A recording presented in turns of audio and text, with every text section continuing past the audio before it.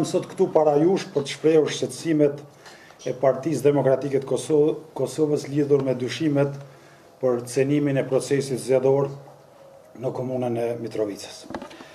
Procesi zgjedhor në komunën e Mitrovicës është shoqëruar me presion të madh, me ndërhyrje në proces dhe me përdorim të institucioneve të shtetit dhe ndikim të votuesve. Kjo është vërejt edhe në ditën e votimit, kur i gjithë kabineti qeveritar ka qëndruar në komunën e Mitrovicës. Gjatë ditës djeshme, komisionerët tonë, gjatë procesit të numërimit, kanë vërejtur pa rregullsi të rënda. Fletvotimet me një numër sërish caktuar, që i takonin një klase, janë gjetur në klasën tjetër, madje edhe në qendra tjera të votimit. Pra, ka pasur bartje të një fletvotimi nga një klasë në klasën tjetër dhe nga një shkollë në shkollën tjetër.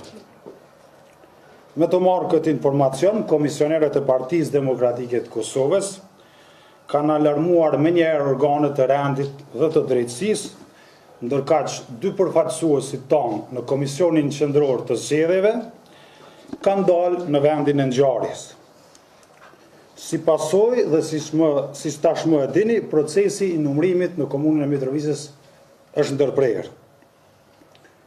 Bartja e fletvotimeve nga një vend në vendin tjetër, nga një klasë në klasën tjetër, nga një shkollë në shkollën tjetër, nuk ka guxuar të ndodhë, sepse kjo bie ndesh qartazi me ligjin për zgjedhjet e përgjithshme dhe rregullat e Komisionit Qendror të Zgjedhjeve të njohura tashmë.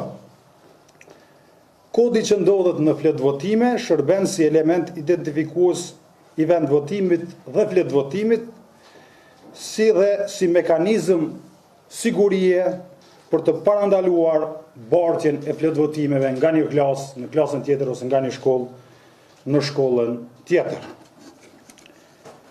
Ky kod është një element themelor i integritetit zgjedhor që mbron vullnetin e lirë të qytetarëve nga çdo tentim manipulimi ose keqpërdorimi. Prandaj çështja e kodit që ndodhet në fletvotime nuk është thjesht dhe vetëm një çështje teknike, por një çështje thelbësore, ligjore dhe përmbajtësore e cila ndikon drejt për drejt në sigurinë e votës dhe në legitimitetin e gjithë procesit zgjedhor. Rastet konkrete të konstatuara me këtë parregullsi janë si në vijim. Në shkollën Abdullah Shabani janë gjetur 3 fletvotime që i takonin një klase tjetër. Në shkollën Ismail Qemali është gjetur një fletvotim që i përkiste qendrës së votimit në Universitetin Isa Boletini. Në një klasë tjetër në shkollën Abdullah Shabani është gjetur një fletvotim që i përkiste qendrës së votimit në shkollën Migjeni. Ndërkaq në shkollën Migjeni është gjetur një fletvotim që i përkiste një klase tjetër dhe ishte vendosur në një klasë tjetër.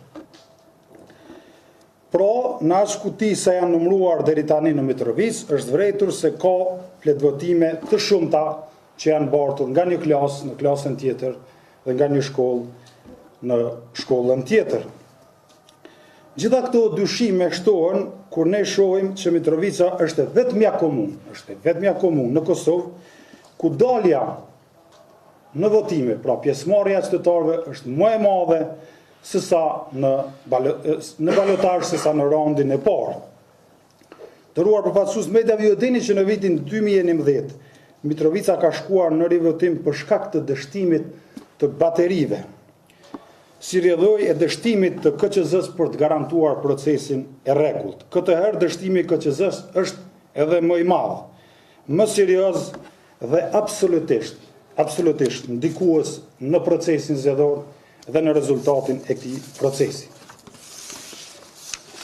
Të gjitha këto janë shkelje të qarta të ligjit për zgjedhjet e përgjithshme në Republikën e Kosovës dhe rregullave të KQZ-s dhe ngren dyshime të bazuara për lëndim të procesit zgjedhor dhe për aktivizim të ashtu quajturit treni bullgar, që është një mekanizëm që mundson manipulimin dhe blerjen e votës. Si që dini, për ta vënë në funksion atë mekanizëm mjafton një fletvotim i vetëm i devijuar. Në këtë rast ka disa fletvotime që janë gjendur në vendin që nuk do duhej të ishin.